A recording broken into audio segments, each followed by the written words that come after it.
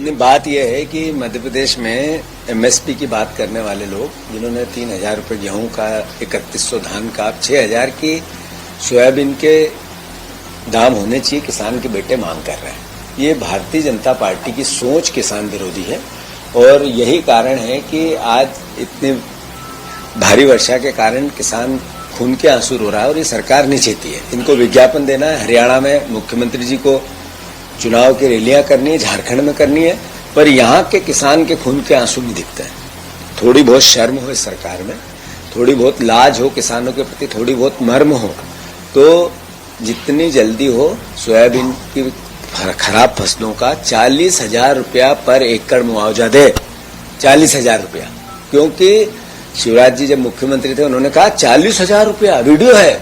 अब उनको फिर से 40,000 रुपये देना चाहिए। तबाह हो गए हैं किसान। तो आग्रह मेरा मुख्यमंत्री जी से और चेतावनी भी है कि जागो, नहीं तो बहुत जल्दी किसान के बेटे विधानसभा में आएंगे। सर, अमित शाह जी 750 किसानों की शहादत हुई, बीजेपी के कर्मों के कारण उनकी मौत हुई। बीजेपी और बीजेपी की सरकार ने एक तरह से उनकी हत्या की और फिर एमएसपी का वादा देश की जनता से किया था मोदी जी ने। क्या हुआ उसका? क्या हुआ? स्वामीनाथन आयोग की रिपोर्ट का, जिसमें मोदी जी का बयान था कि जितनी लागत उससे और उतना ही डालो और फिर एमएसपी तय करो।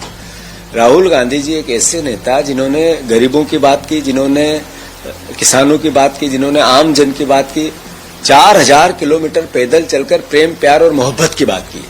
वो किसानों के दर्द को जीते, इसीलिए उनके लिए भूमि अधिग्रहण अधिनियम का कानून बनाया। अमित शाह जी, आपके धर्म को निभाओ, जो सत्ता में रह के आए आपको निभाना है। राहुल जी पर आरोप प्रत्यारोप करके आप आपके पापों को नहीं छुपा सकते। किसानों के साथ न्याय करो, अन्यथा थोड़े से बचे हो बॉर्डर पे, दूसरों की बैसाखी पे सरकार है, थोड़े दिन में ये भी नहीं रहेगी। सर, मध्य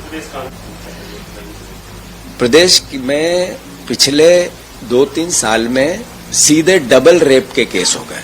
बेटियों पर यातनाओं के केस सीधे 2 गुना हो गए। ये सरकार बार बार आग्रह करना, विग्रह करना, आंदोलन करना, पत्र लिखना, जगाने के बाद भी नहीं जग रही है। अब इनके सामने याचक की भूमिका, याचना करना या आग्रह करने का कोई महत्व नहीं बचा। एक राजनीतिक दल का काम सिर्फ आरोप प्रत्यारोप लगाना नहीं होता है। अपना दायित्व जन जागरण के माध्यम से जनता को जगाने का भी होता है। कांग्रेस पार्टी उस पर काम करना चाहती है।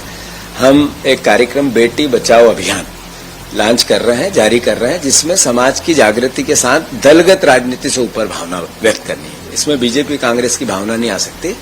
बेटी की सुरक्षा कैसे हो और समाज को, इसके लिए राजनीतिक दल को, कार्यकर्ता को क्या करना चाहिए, इसके लिए हम काम करना चाहते हैं और समाज से आग्रह करना चाहते हैं, प्रदेश की जनता से आग्रह करना चाहते हैं, इसमें सहभागी हो और बेटियों के सम्मान को बचाएं। सरकार से आस नहीं है।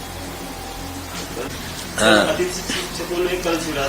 मैं अतिथि शिक्षकों से आग्रह करना चाहता हूं, आप भैंस के आगे कितने भी बीन बजाओगे तो उसके कानों में जूं नहीं रेंगेगी। शिवराज सिंह चौहान के 20 साल के पाप का ही कारण है कि एक रिपोर्ट कहती है कि इस साल 5,000 स्कूलों में एडमिशन ही नहीं हुए बच्चों के, जहां उन अतिथि शिक्षकों को पढ़ाना है।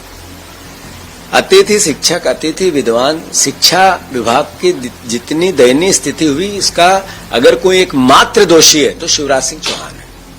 शिवराज सिंह चौहान ने बड़े बड़े चुनाव जीतने के लिए वादे किए, ज्योतिरादित्य सिंधिया ने सरकार गिरा दी इनके सम्मान के लिए, सड़क पे आ जाऊंगा। अब वो सड़क नहीं मिल रही है जहां पे वो आए। आज एक मंत्री उनका कहता है कि ये कब्जाधारी है, अतिथि शिक्षक नहीं है, तो ये कब्जाधारी है। उसके बाद भी आग्रह, कब्जाधारी अपमान करने के बाद भी अगर अतिथि शिक्षक उनसे आग्रह करते हैं, मैं समझता हूं उनको अपनी कार्यप्रणाली को सुधार करना चाहिए। ये सरकार अतिथि विद्वान, अतिथि शिक्षक, भविष्य बनाने वालों के विरोधी है। हम अतिथि शिक्षकों के साथ हैं, उनके मुद्दों के साथ हैं, उनके संघर्ष में साथ देंगे। प्रत्यक्ष अप्रत्यक्ष रूप से इस सरकार को भयभीत भी करेंगे और इस सरकार को मजबूर भी करेंगे कि उनके वादों को पूरा करें। जहां तक शिवराज जी का, जैसा मैंने कहा, उनके भैंस के आगे बीन बजाने से कुछ नहीं होगा। उनसे बड़ा झूठ बोलने वाला दूसरा राजनीतिक व्यक्ति भारत की धरती पे है ही नहीं। अगर आप ये वीडियो YouTube पर देख रहे हैं तो हमारे चैनल को सब्सक्राइब करें और बेल आइकन को दबाना ना भूलें। अगर आप Facebook पर ये वीडियो देख रहे हैं तो हमारे पेज को लाइक करें।